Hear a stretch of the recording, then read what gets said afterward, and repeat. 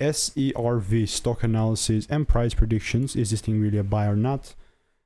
I'm talking about everything in this very short 1 minute video, so watch till the end. With SERV robotics stock, yes, we had a pretty decent upside movement, and yes, even Monday was a 16% increases in price. You know, it was an up day. At some point of the day, we were up a lot more than 16. It was like 83. So, you know, I'm just trying to double down on the bullish trade.